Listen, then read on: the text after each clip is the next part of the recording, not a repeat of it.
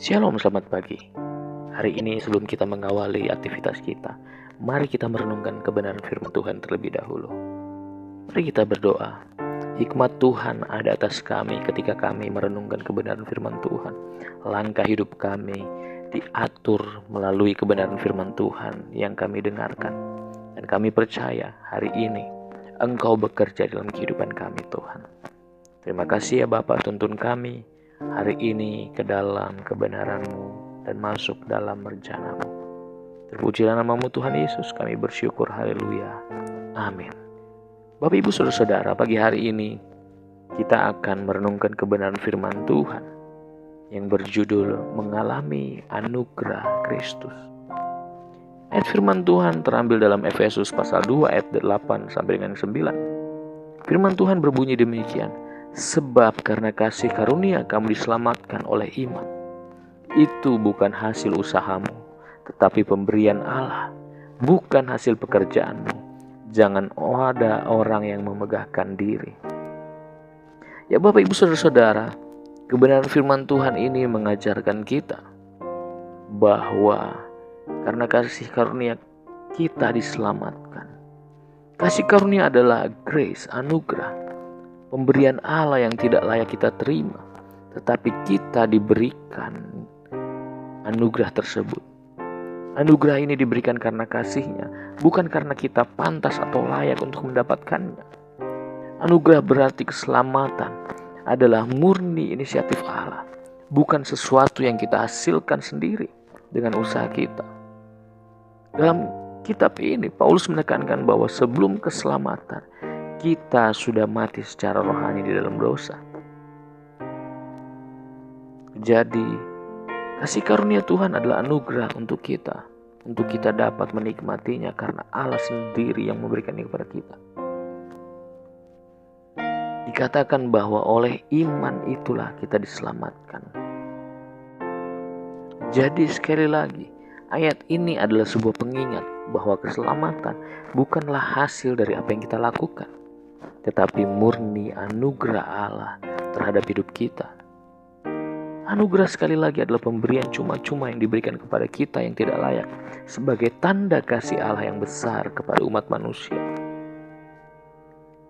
Anugerah yang menyelamatkan, itu adalah hal yang dapat kita pelajari. Paulus dengan tegas menyatakan bahwa keselamatan adalah karya Allah, bukan hasil dari usaha manusia. Bukan karena kita berbuat baik, bukan karena kita banyak memberi atau banyak mengampuni, tetapi itu adalah anugerah Tuhan. Kasih karunia Allah adalah dasar dari keselamatan kita. Tidak ada perbuatan baik, ritual agama, atau prestasi yang dapat membawa kita kepada keselamatan.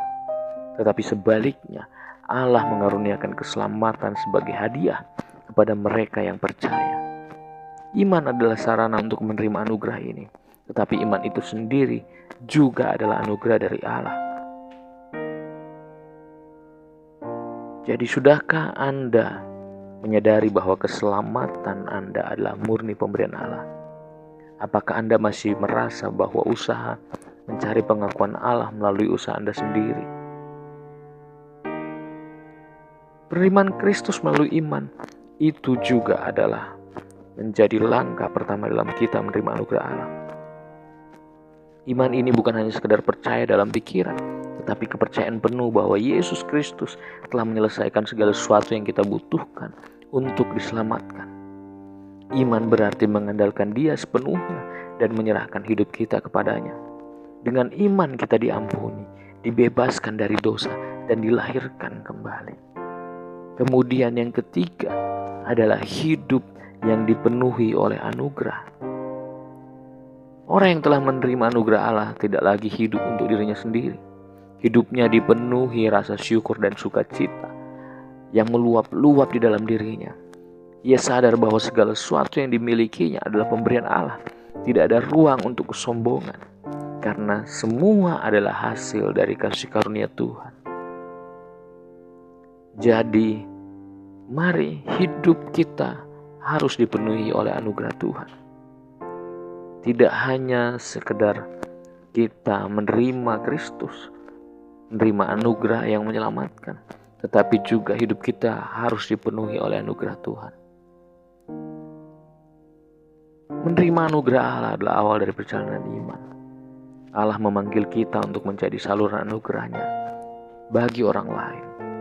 Hidup kita juga harus memancarkan kasih Kristus, sehingga orang lain dapat melihat dan mengalami anugerah Allah. Melalui tindakan kita dipanggil untuk melayani, mengasihi, dan menjadi saksi bagi Dia di dunia ini. Jadi kesimpulannya, ayat ini mengingatkan kita bahwa keselamatan adalah anugerah Allah yang diberikan secara cuma-cuma. Kita tidak perlu berjuang untuk mendapatkannya, tetapi cukup menerimanya dengan iman. Sebagai orang yang telah menerima anugerah ini, kita dipanggil untuk hidup dengan rasa syukur, rendah hati, dan menjadi terang bagi dunia. Hari ini, mari kita merenungkan betapa besarnya kasih Allah yang menyelamatkan kita dan berkomitmen untuk hidup memuliakan Dia. Kita berbuat baik bukan karena kita akan mendapatkan keselamatan, tetapi kita berbuat baik karena kita sudah diselamatkan. Mari kita berdoa. Tuhan Yesus, terima kasih untuk anugerah-Mu yang menyelamatkan hidup kami. Kami bersyukur karena keselamatan kami bukanlah hasil usaha kami, melainkan pemberian yang Kau berikan dengan cuma-cuma. Tolong kami untuk hidup di dalam rasa syukur dan menjadi saluran berkat anugerah-Mu bagi orang lain. Ajar kami untuk bersyukur karena keselamatan yang sudah Tuhan beri. Anugerah Tuhan yang besar, anugerah Tuhan yang luar biasa, itu akan memancar di dalam kehidupan kami. Terima kasih Tuhan Yesus. Kami mau menyerahkan hari ini ke dalam tangan Tuhan dengan penuh rasa syukur. Haleluya. Amin. Terima kasih. Tuhan Yesus memberkati.